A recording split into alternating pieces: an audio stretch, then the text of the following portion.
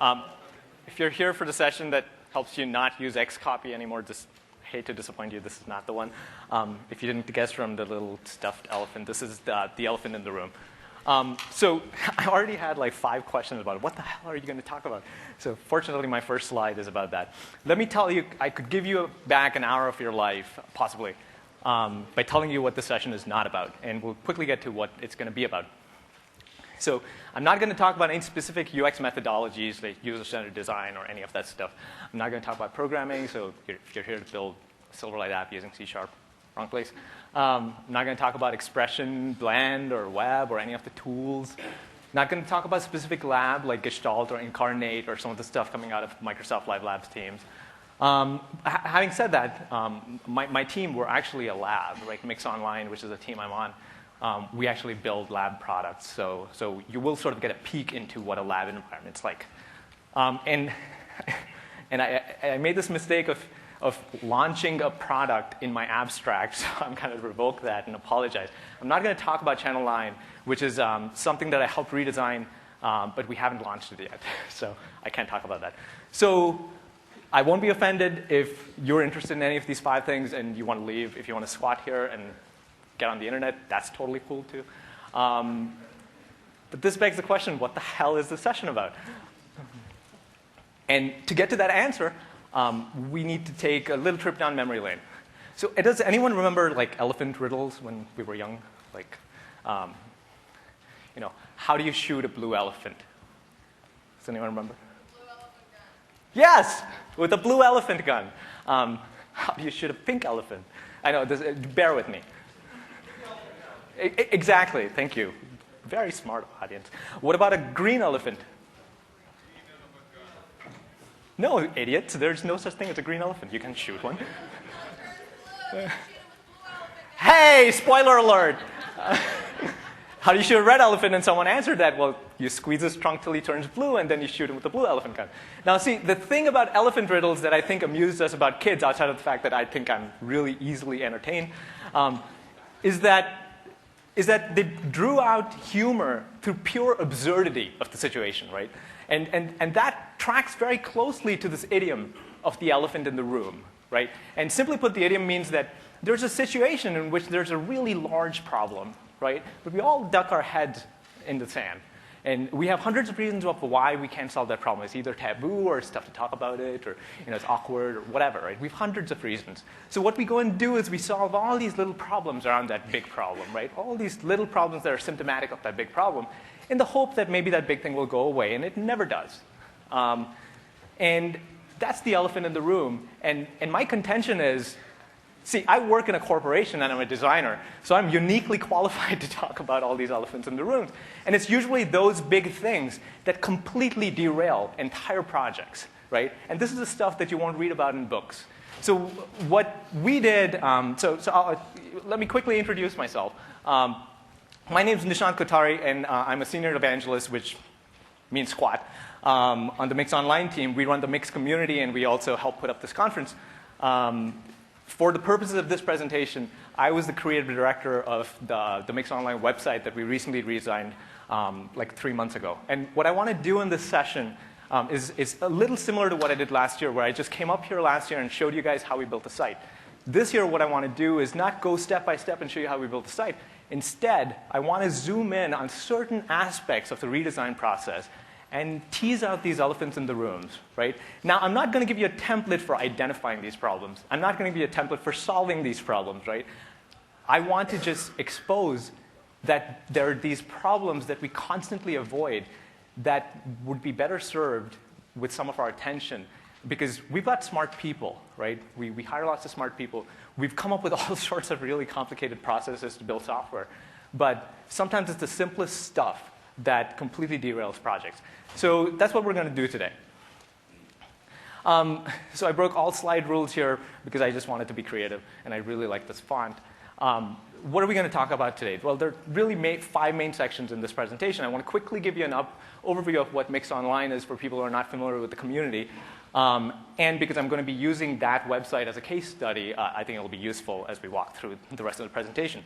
The next section is we have to work with lots of people. Well, how do we work with a lot of people, and what are those really tough problems that we don't like talking about, those awkward things that maybe we can fix to make our processes much better?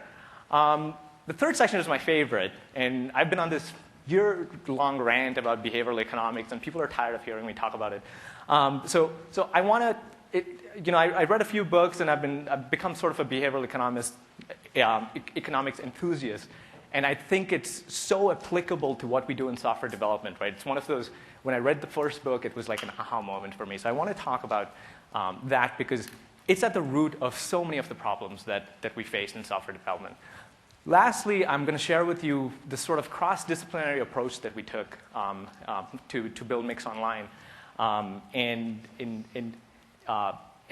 debunk some of these problems that we have even amongst each other as designers, right? And what we've done as designers in the UX space to each other.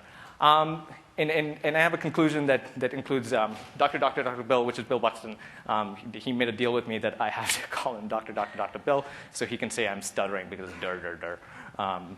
But it apparently has 3 doctorates now. So, oh, I totally forgot. So I was really stressed that this would be sort of a nerve-wracking presentation for people, not me, because I'm talking about all these awkward topics, right? Like, I'm kind of socially awkward, so I can talk about all sorts of stuff, and when my wife isn't there and I don't get embarrassed, and everyone else gets embarrassed. So I figured the best antidote to that is to show you guys puppy pictures as we go through this presentation. Because what is more universally stress relieving, right? Or I could just admit that this is a shabby excuse that I'm obsessed with my dog and I love showing pictures of my dog, so I just made it part of the presentation. So this is Yoshi Blue Katari. A funny story about this picture, actually. This is taken about 45 minutes before we yanked him from his mother, so we just, we went and bought him, and we brought him home, and he was, completely stressed out. And we read all these books, right? My wife and I get crazy about getting all analytical on when we do anything, we overanalyze stuff. So we read all these books about how you introduce cats and dogs. So, we had this whole thing set up and we put him on the ground and our 7-pound cat walks up to the puppy and goes, yo, and just mauls him, right? Almost takes his eye out. So if this were a video, actually, you would see him shaking. So, but it's a pretty picture. So,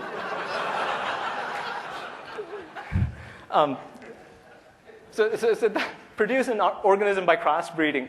I actually wanted creative titles for all my slides, so I'm sitting there and I searched for the definition of the word mix, and this was my favorite definition. So let's talk about what MIX Online is. Well, this used to be our old site.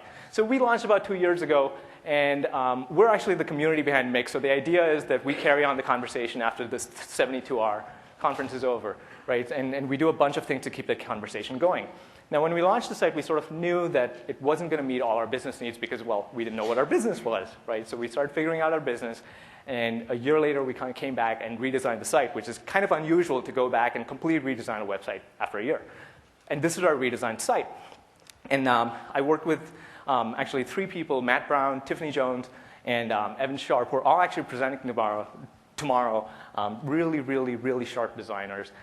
And the feedback on the site, on this design has been embarrassingly good, which is a good problem for us. We've been really kind of excited. We won this Drawers best website of the year, which had 1,200 of really good websites. So we were kind of amazed about it.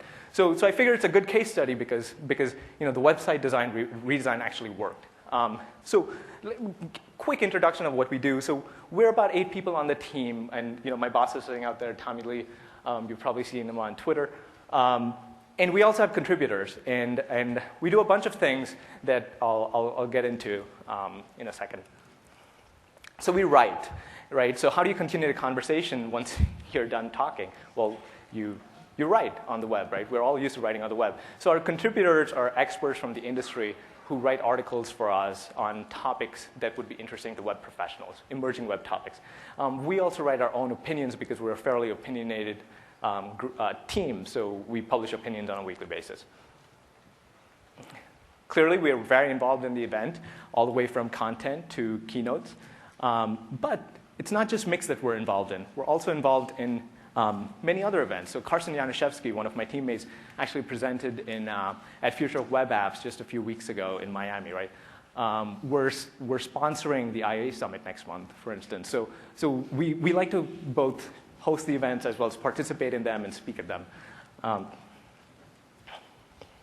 But last but not the least, our bread and butter, we're a labs team, right? So we create software. Now, we don't create fully functioning products like Office or something, but we don't do demos either. So we pick web scenarios that are interesting and emerging, and we build products around those using Microsoft technologies as well as other technologies in a sensible way, and then open source it so people can learn, both use the products as well as learn from them. So I encourage you to go check out the website on your own dime and on your own time. But this is basically the website that we redesigned. So, see, I totally forgot that I have all these images because they're surprising me too. But I guess this one just speaks for itself. He's actually not perturbed. He loves this. Apparently, when you grab his leg, he's a very leggy dog. That's an invitation to start playing.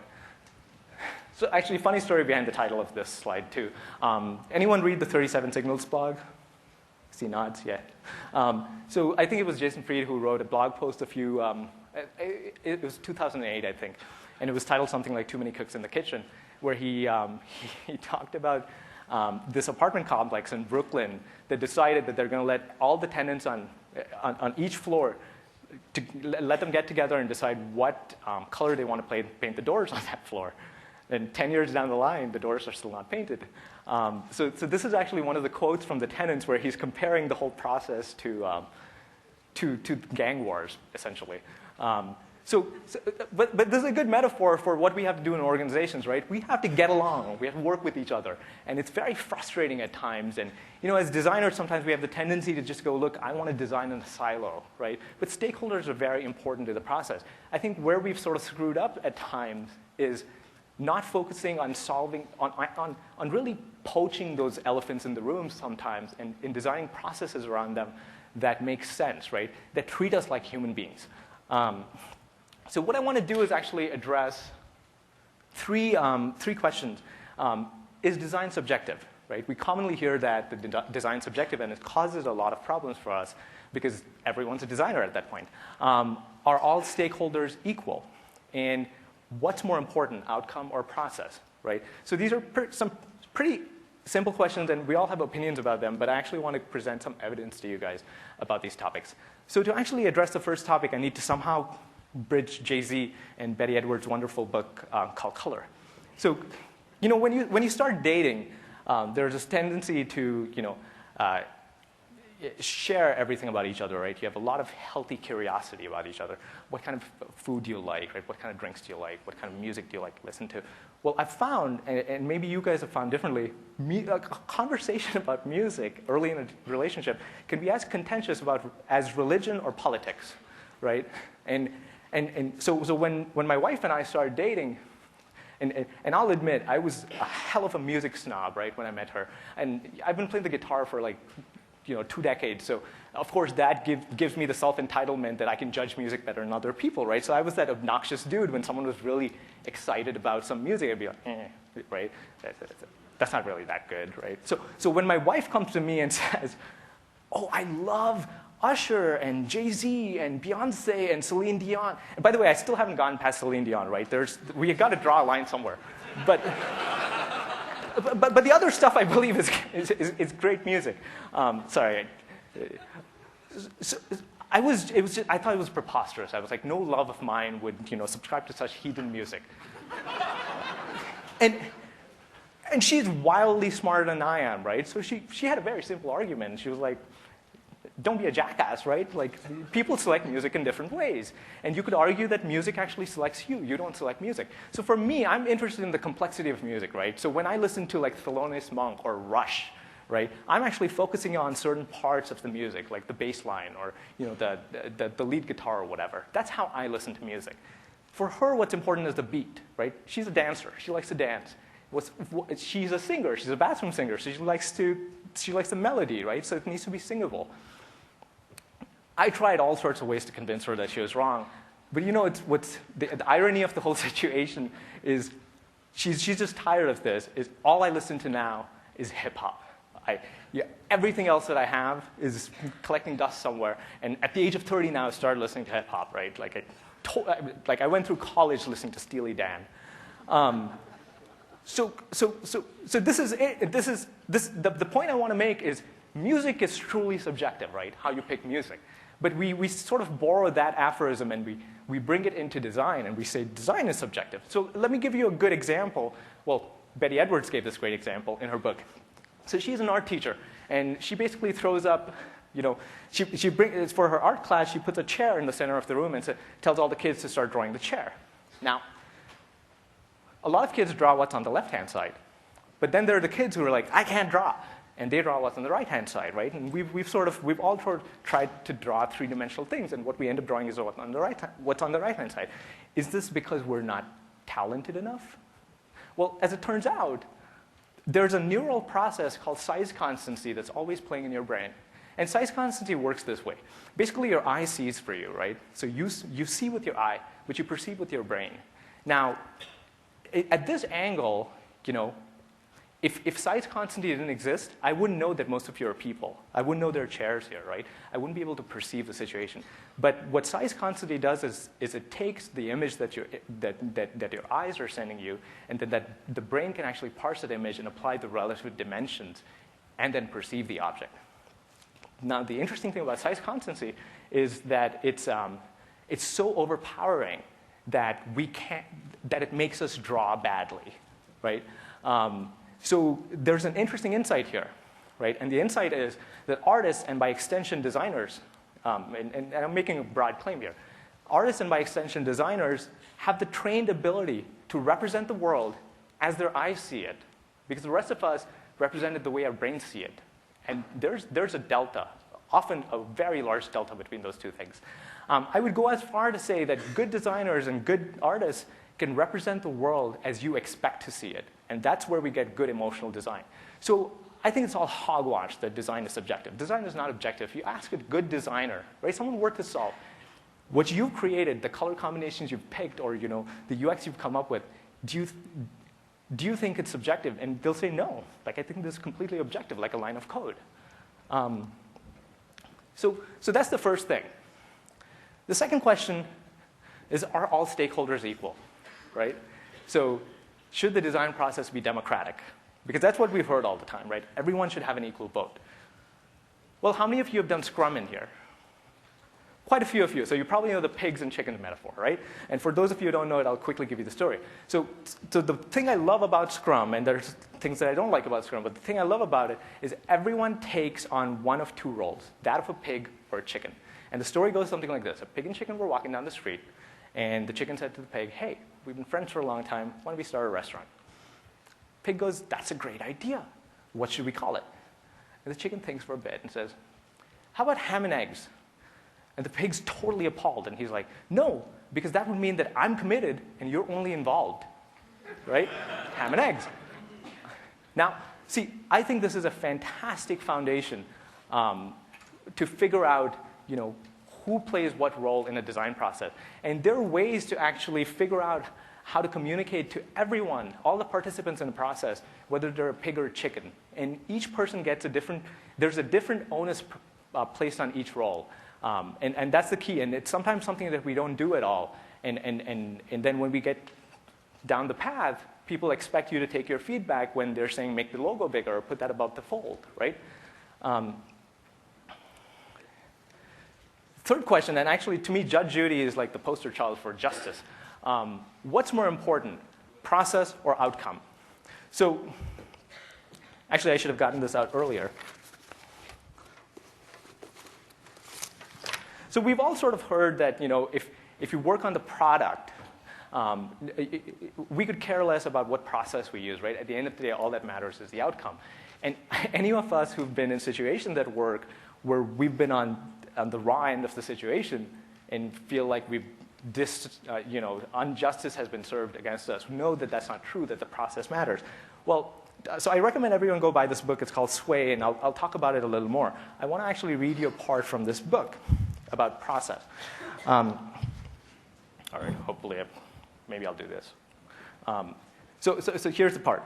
What is especially interesting about the issue of fairness is how important it is for people to feel that they have a voice. A group of researchers asked hundreds of felons from Baltimore, Detroit, and Phoenix to fill out a survey. These men had been convicted of crimes ranging from drug possession to fraud to armed robbery.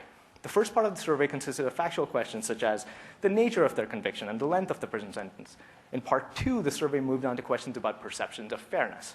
How were you treated? How did you like the judge? Were the lawyers nice to you? Now, all of the survey questions fell into one of two categories, focusing either on specific outcome, in this case a fine, probation, or prison time, or how fair the process seemed, how the respondents perceived their journey through the legal system. Now, when researchers tabulated the results, they found a peculiar pattern. As we'd expect, in evaluating the fairness of their trial, respondents placed a lot of weight on the outcome. Someone who got off with a light sentence naturally thought that the trial was more fair than a guy who got the maximum sentence. But it turns out that regardless of the crime they committed or the punishment they received, respondents placed nearly as much weight on the process as they did on the outcome. One of the factors that weighed most heavily by respondents was how much time their lawyer spent with them. The more time he or she spent with them, the more satisfied the respondents were with the ultimate outcome. Now, you'd think that the results would have been opposite, right? A convicted felon who got stuck with a long sentence, especially after spending a lot of time with his attorney, would be angry. But it turns out that the behavior of his lawyer made a huge difference. In other words, although outcome might be exactly the same, when we don't get to voice our opinions, we perceive that the overall fairness of the experience quite differently, right? So I'm not going to make a broad sweeping statement of this one thing, but there are studies out there that have shown that the process matters as much as the outcome. And the key, especially in design process, if you want them to succeed, is you've got to figure out how to set up a fair process. A process that's not only fair to you as a designer and your team of designers, but to your stakeholders too, because they're very important in this equation. So I want to share just a couple of things that I've done, and there are hundreds of things you could do, but I just want to tease enough so you guys have sort of a starting point, and maybe this is stuff that you guys do too. So I'll give you a couple of tactics that I've used at Microsoft. So how do you establish a fair system? Well, I like having lots of stakeholders on my projects, and that makes even my managers in the process nervous, right? But see, I believe that you can set the context right. So, one of the projects that I worked on, I sent out this large email before we started the feedback loops, and it was sent to everybody on the project. And I said, look, you got to read this, right? Because this has all the answers to how you participate in the project. But you give them very simple, you create a very simple system to get feedback back to you. And that system involves sending an email back to you, right? I tell them simple things, really common sense things like, put bullet points, et cetera, et cetera. But the one very important thing that I said, and I think this has a very, very strong cognitive effect on people, is this. I can't read it. Your feedback must be actionable, rational, and reasonable. In other words, focus on specifics of the wireframes and not wishful, nice-to-have things. What did I do here? And it's as simple as this, right? What I did here is I turned every person participating in the project into a business owner, right? You are a shareholder now. So I'm putting the onus on you to be a healthy part of this process. And it's amazing that something this simple can work so well, because I had 20 people on that project that was supposed to be extremely contentious, and we got some of the best feedback I've ever received on a project, and I truly believe that this was one of the reasons that happened. Another thing that I do is to set up a fair system is you set up the limits, right? So you want to be fair to everybody, but and a part of that, this was another part of the email that I sent, and it had very simple things, right? Like, will you be reviewing the wireframes with each one of us? No, right? May I drop by your schedule anytime and just give you feedback? No. So this makes a theatrical statement in the process, right? If nothing else, because it frames the right context. And at that point, people know you're dead serious about involving them in the process, but there's a price to pay, much like the designers are paying a price to actually build the thing. The second tactic that I've sort of used is controlling the collaboration. So there's this notion, and I've seen this in organizations. I've made this mistake when I was a young designer too. Schedule a meeting every week. Everyone gets into a room. You throw stuff up on the projector, and you go, what do you think? Right? Duck and cover, Jesus Christ, people will tell you what they think. And you know none of us ever intend to ask that, right? So what I've realized is in this sort of pigs and chicken thing, so actually there's one more thing. Meetings are not the best way to solve problems, right? But we think there's some weird silver bullet, right? Get people into a room, we'll come out with a magical solution. The worst part is there are actually very ineffective ways. It's a very ineffective way to solve many kinds of problems. So does anyone know Solomon Ash's study from the early 50s? So he was a social psychologist, and he did this really amazing study to show how humans conform. So he would basically get 20 participants into the room. Is that 36 minutes left? Or, all right, never mind. So he would get like 20 participants into the room, right? And he would basically say, here's a note card. Tell me, he would go through each participant and say, show me which line from ABC matches the line X, right? And he would show like 20 note cards. So basically, he'd hold up a card and then go to the first respondent and say, you name it, and he'll say A, and the next person will say A, and the next person will say A, and they'll say it out loud. Now, what one poor, unsuspecting schlep didn't know in the study was that he was truly a participant. Everyone else was a paid actor. And Ash had basically told those guys on what note cards they had to unanimously give the wrong answer, right? So if you show this note card, like the first guy goes up and says C, and that one participant's kind of scratching his head, and the second guy says C, and the third guy. And by the time they get to him, 19 people in front of him have said C. You know where this is going, right? The numbers are just astounding. So 4 out of 10 people from the real participants picked the wrong line and conformed to the group 1 out of 2 times, right? Despite the fact that they had completely perfect eyesight. Now, the really telling thing about this was the follow-up study, where what Ash did was let those people write their answers down on a note card confidentially. What do you think happened? Well, all the numbers fell by 66 to 70%, right? So he was basically showing that, look, we're not evil or we're not stupid. We're just humans, and humans are social creatures. We want to conform. We don't want to go against the grain, right? So now you can sort of start seeing why when you get into a room and a senior person goes, I hate that color, right? That color's gone. So this is my moral, right? Never walk into the room and go, what do you think, right? People will tell you. So my preference is always to do one-on-one stuff, right? Feedback is always sent to me one-on-one. If people have problems with certain things, I go meet with them one-on-one. It's a really simple thing. It takes a little more time, but man, the outcome is so much better. And people still feel involved in the process. For MIX Online, for instance, I went all out. There were 2 Basecamp sites. On one, the pigs, right, the design team. And on another one, all the stakeholders. Neither could see the other site. I was the conduit, right? So, of course, I'm getting my butt kicked in the middle. But the outcome is great because the designers don't feel randomized, and the stakeholders don't feel randomized, too. So my goal here is just to sort of tease out some of these concepts for you guys, and hopefully, we can have a conversation about it. And I would love for everyone to start thinking about these things, because I honestly believe to get to the next level in software development, these are the kind of problems we need to solve. We've solved the technical stuff. We've created all these crazy processes, right? It's this kind of stuff that's going to help us predictably build good software in the future. So this is great because this makes me stop, and I see Yoshi and I'm happy. You would think that we're actually holding up a cookie in this one, but we were actually holding up our cat. And this is the cat that mauled him, so now he's got the Stockholm Syndrome thing where he just worships her. So this is very symbolic of how he worships the cat. Does anyone know can you tell whose quote this could be? This is like deja vu all over again. Yogi Berra. I heard Yogi Berra so much. It's Yogi Berra. So this is my favorite stuff, and the guy who introduced me to behavioral economics is back there, Joshua Allen. He's on my team, and he just said you should go check out these books. You might like it. So the question we're going to answer, and this is a feeling that all of us go through at some point, because we work with other people, right? At some point we're good friends with people that we work with, and then one day they do something that either seems evil or stupid or both, right? There's no other explanation.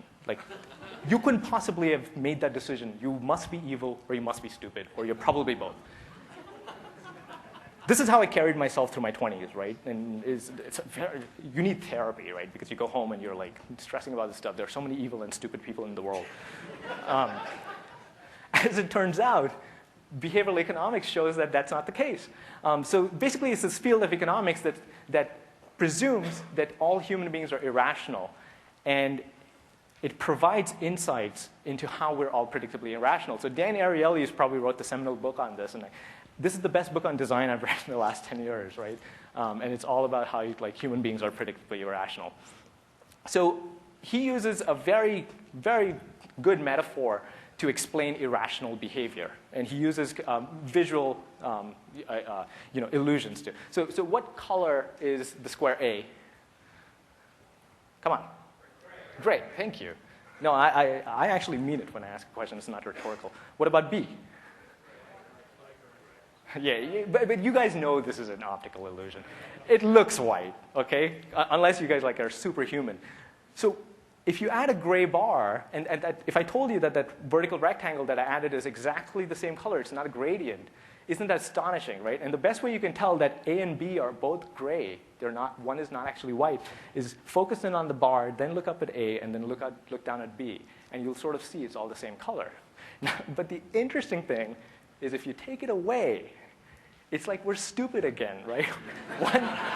one is gray and the other is white. So there's another illusion that Dan used in one of his podcasts, and this one's not as pronounced, but which circle is bigger, the orange circle? And it's the right one. I'll just give you the answer. It looks like the right one's bigger. Sure enough, if you put in the frame of reference, you know that that's not the case. But of course, when you take it out, you see that again. Now, the interesting thing about visual illusions, optical illusions like this, is the part of your brain that controls sight is the largest part of your brain, right? We've evolved an entire part of the brain to control vision. So you could argue that humans see better than anything else they do. And despite that, we're consistently fooled by visual illusions, right? Now imagine that we have no specific evolved part of the brain for specialized functions like financial planning or design critiques, right? Imagine how constantly we must make mistakes, cognitive mistakes about that. So I actually want to share a few cognitive biases with you just to tease this topic. So you probably remember this one, diagnosis bias, and you've probably seen it in your organization, our propensity to label people, ideas, or things based on our initial opinions of them, right? First impressions. There are actually studies done on this that really show statistically that first impressions matter more than anything else. The second one is my personal favorite, loss aversion. People's tendency to strongly prefer avoiding losses to acquiring gains. Now,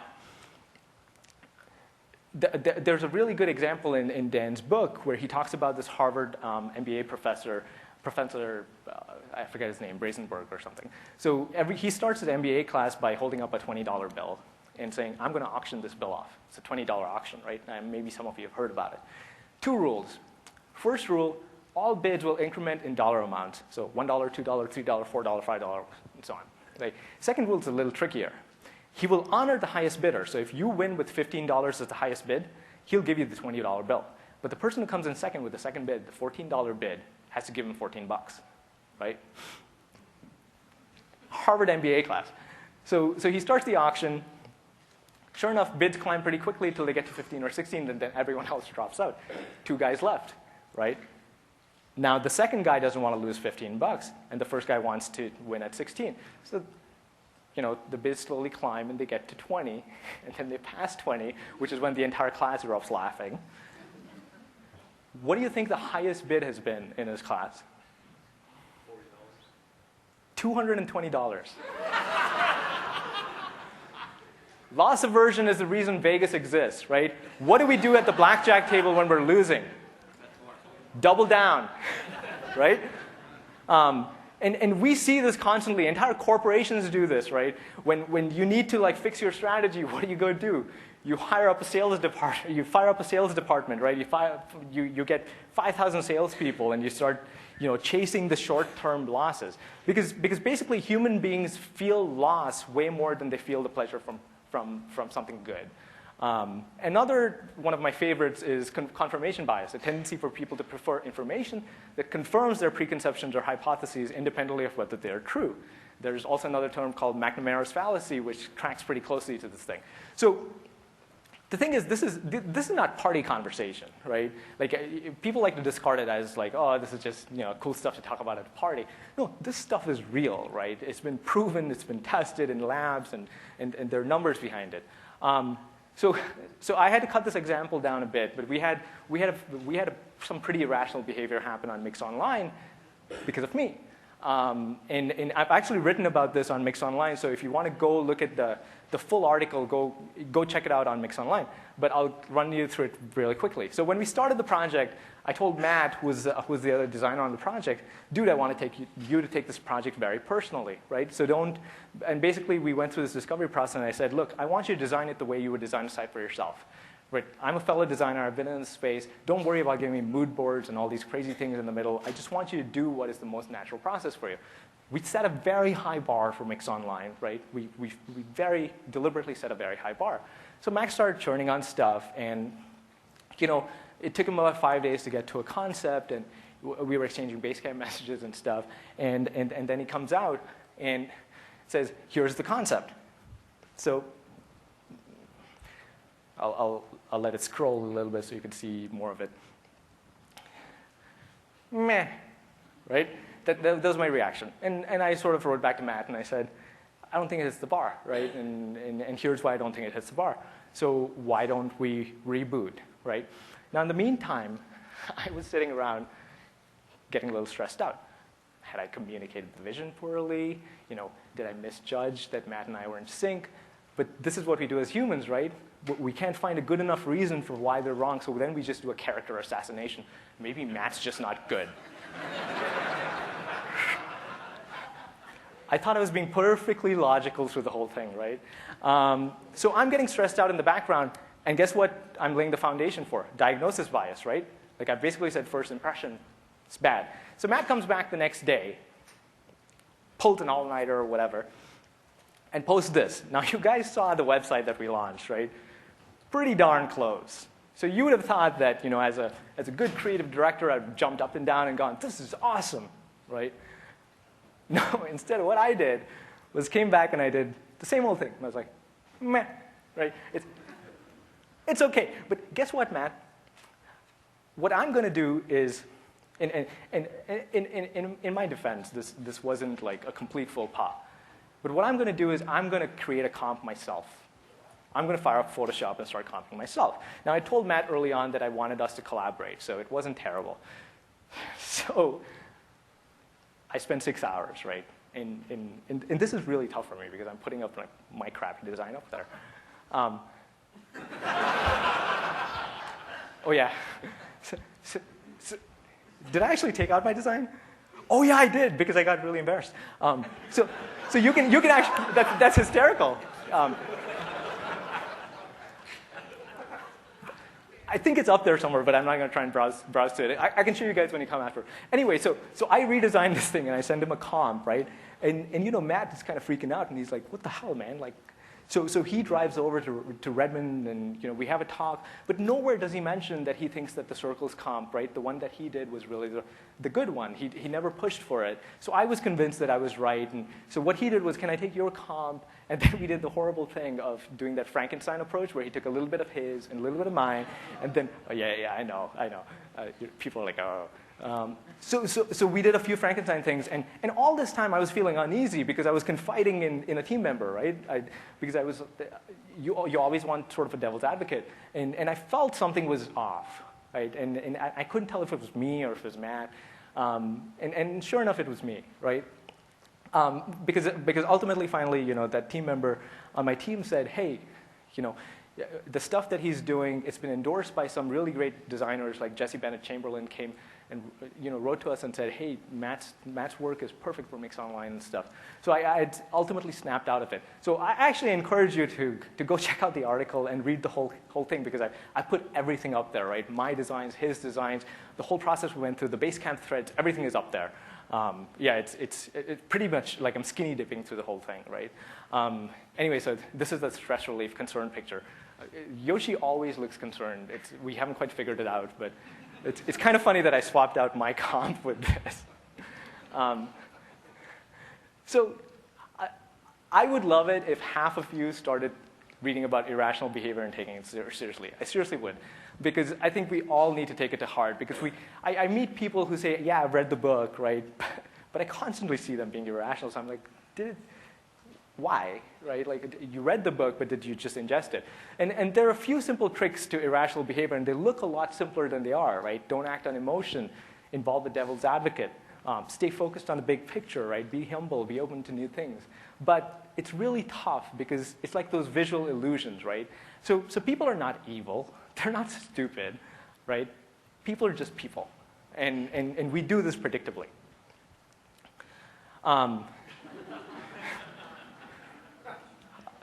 It's so funny because if you actually look through the pictures, there's this theme of animal abuse, right? Like now there's a cat sitting out in the snow. The first picture, Yoshi was mauled. Yeah, the second picture, we're holding a cat up overhead. Oh, good. We're doing really well on time. We might actually have time for questions. So the fourth section is going to be me ranting about UX a little bit.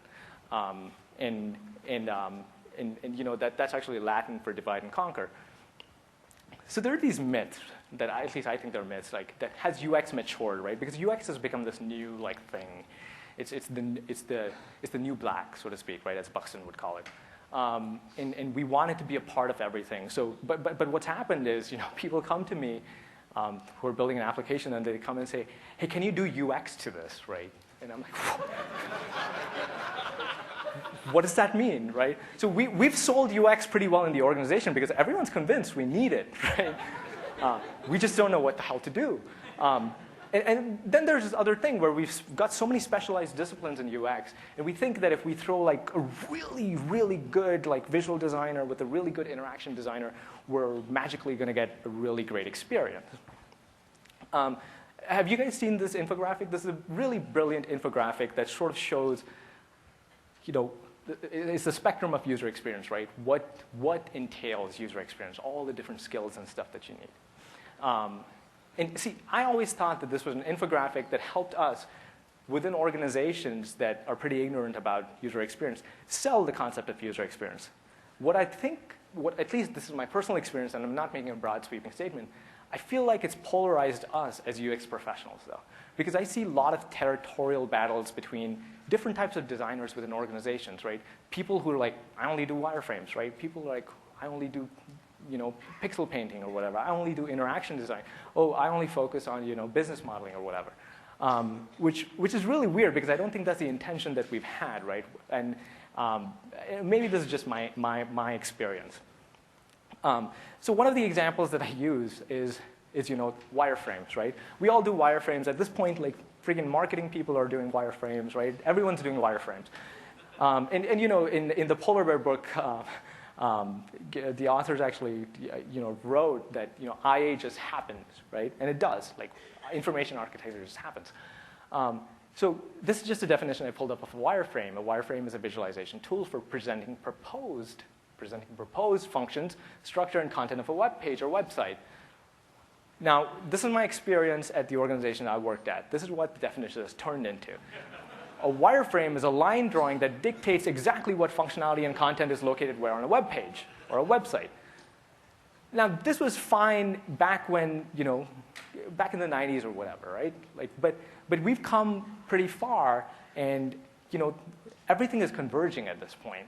And this actually stunts innovation, in my opinion, right? That we need to get beyond this.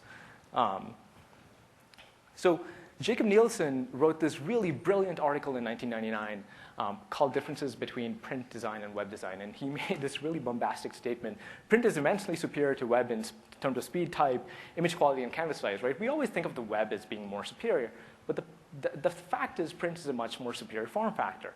And he pointed out in 99 the reasons why print was such a superior form factor. This is not 99, right? A lot has happened between 1999 and now. You know, we have better bandwidth, right? The screens have improved. You know, we've got image formats that render much better on browsers, yada, yada, yada, yada. Anyway, to me, this is sort of a segue to talking about sort of where I think web is going. And Jason Santa Maria does, he sort of created this notion of a blogazine, right? I think he was the first guy to do it, where the content and the aesthetics and the IA takes the form, the content dictates the form of all his posts. And it's super engaging, right? It's where blogs meet magazine.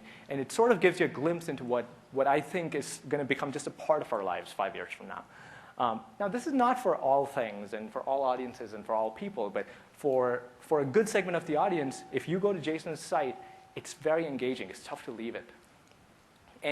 But how do you get there, right? Because look at the symbiosis between, between the content, between the IA and the visual design. How do you get to that if you have all these specialized professions that almost compete with each other at times, right? So I tried this notion of functional wireframes on MIX Online last year, and I was the only stakeholder, right? I was the only designer. And we tried it again this year, but this time we had 4 people on the project, right? 4 really good designers.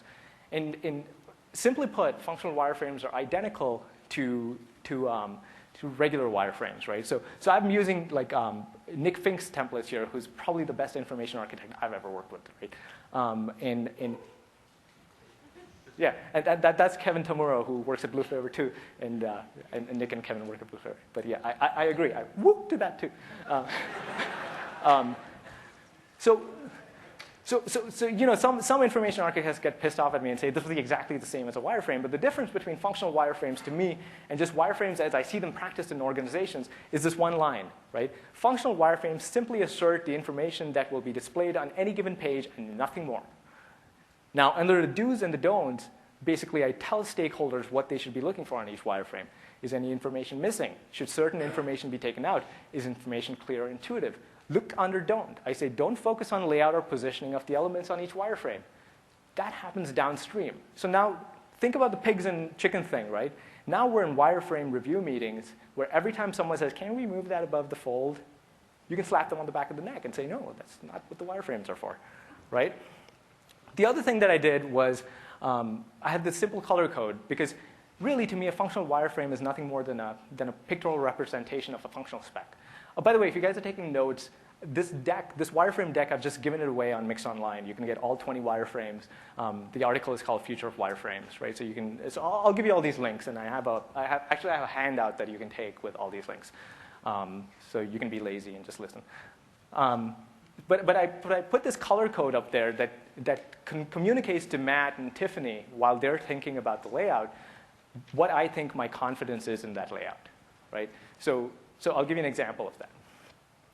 So for the home page where I created the wireframe, I had a pretty high confidence that this is where it would land in terms of layout.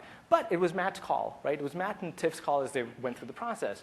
And it felt pretty close, right? You can sort of see. But look at the subtleties. Look at that band where we have articles and opinions, mixed labs, events, and speakers.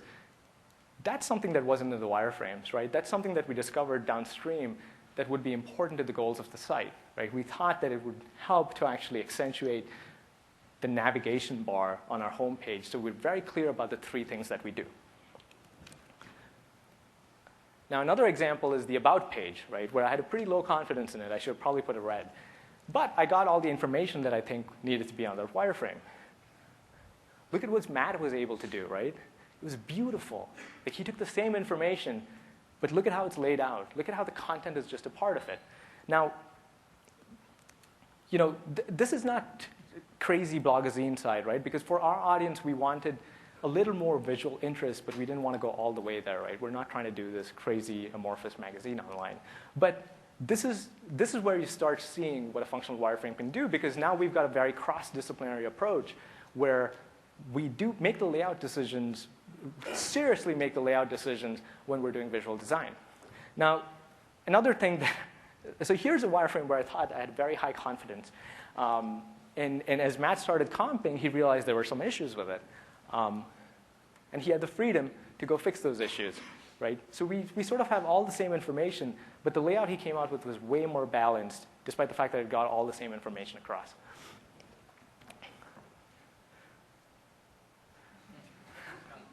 Fitting picture for the conclusion, right? We're all starting to get sleepy. I have no idea how I'm finishing like 12 minutes beforehand. I was talking to someone, so I did my dry run just in my room the other day, and it was a couple days ago, actually. And the first time I did it was like 1 hour, 58 minutes, right? And I was like, whoa, I've got to cut half my presentation. This is going to be awesome. So I did. But in my defense, that one wireframe, I actually do want to show you guys that, the one that I did, the comp. I don't think I cut it on purpose. But, so in conclusion, right, and it's a pretty short session, I want to share a story in conclusion, but before that, what I want to do is just a quick recap, right? And here are some of the elephants in the room, right? Meetings don't mean that you're communicating, right? Communication is a whole different thing, and communication solves problems. Meetings don't. I don't think design is subjective. If you ask most good designers, they'll tell you it's not subjective. It's objective, right? So I think we need to start evangelizing that and getting past the fact that design is subjective. Fairness matters, right? Process matters, not just outcome. Because guess what? We all have jobs. We work in the day, and we want the jobs to be fun, right? So you want to think about those kind of things because it affects the quality of the work. You know, we want to let experts do their jobs, right? Something that I wasn't able to do. Let's not be dogmatic about processes. So there are all these different things that we sort of say like all the time, but I don't think we do it enough. But see, when I go to presentations, I always walk away with one key takeaway, right? Somehow I remember one thing. So I'm going to give you that one thing that I think is a key takeaway here. So, well, a little backstory.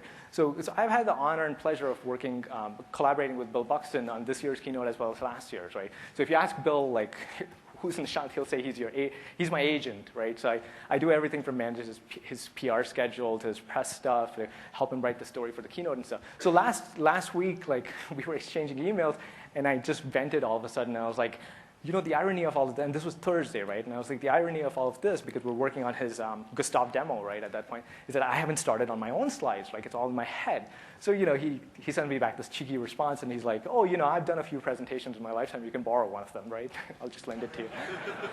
So I'm like, yeah, smart ass. So I respond back to him, and I'm like, awesome. I'll be glad to take one. Do you think one of them will fit under this title, The Elephant in the Room? And I gave him a little context about what my presentation was for. Now, any of you who've got the background on Bill or know how Bill is, I think he's the only designer in the world who thinks about human values in organizations and in design, right? And I think that's his big differentiator. And even if you get time to interact with him, but he's always walking around in the halls, you'll see that, you know, he's the most decorated designer I know who has absolutely no ego. And we've all heard this before, but when you meet Bill, like, you truly see what that means. Anyway, so he's very passionate about this topic, right, of human values in design. So he, like, writes me this big email, and it's this nice metaphor. Like, it was just brilliant. So I read it, and it was actually when I started my slides because it inspired me. And I said, this is perfect. This is like the key takeaway for what I think I'm trying to say, like, because I didn't totally know what I was trying to say with this session. So I said, can I share it? And sure enough, he said yes, but he made that deal, right? You had to call me doctor, so I can say you stutter. So I'll read it to you. It's a little long. So this is what he said. Different perspectives are key. The dirty little secret about experts is that in the pursuit of that excellence, they neglect things that most other people take for granted. Yet, people are so dazzled by the shining light of an expert's excellence, they can't see what's in his shadow, a person incompetent in many areas. Now, the difference between a really smart person and an egomaniac is that the smart person knows what is, or better put, what isn't in his shadow. And therefore, he teams up with the people who are better than him in those areas. Collectively, they make a whole person. Now, the danger is egomaniac basks in the reflected light of his own glory. He believes his press and assumes that his genius extends to all matters. In the worst case, he surrounds himself with people in his own discipline, for only they would best appreciate how brilliant he is. And this person, despite his brilliance, is a liability, and a dangerous one at that. See, for me, it was moving, right? Because I think that's the key takeaway. And that at the end of the day, I think if we want to get to the next level, this is my opinion, right? When we want to make a paradigm shift in design and how we build software, I think we need to accept finally that we're all human, right? We sort of get the syndrome because we can solve technical problems and design problems that we're sort of invincible. But I think we need to admit we're human, acknowledge we're human, and then design for that in our processes so we can get to that next level. So thanks for putting up with the 1-hour soapbox. I have a couple of housekeeping slides, and then we can break for questions. We actually have 5 minutes. So there are a few related sessions that I would highly encourage you to go to, and they're all tomorrow. Nick's presenting, and basically they're related to this session, right? Because I've talked about IA and visual design and content strategy and those kind of things. So go check out these sessions. Tiffany, Matt, and Evan, who worked with me on this project, and are more responsible for MIX Online than I am, they're probably going to talk about like how they built MIX Online. The second piece is if you like what you heard here, we basically wrote 5 articles on MIX Online that completely deconstruct end-to-end how we built the site. And it's a more real-world take on building websites. It's not something that you read in the textbooks. If you want, you can go check it out. And what I did was, a lot of my opinions here and stuff that I talk about is based on books that people on my team recommended and conversations that I've had with people on my team over lunch. So actually, I've printed them all out in case you're interested. So you can come pick one of those up. I also have business cards down here. So thank you for being a great audience. I'll be happy to take questions right now. Actually, I have one more reminder. Be sure to do the survey, right, the speaker survey or whatever. And if you have questions, either yell it out to me and I'll repeat it, or go up to the mic and ask the question. Thank you.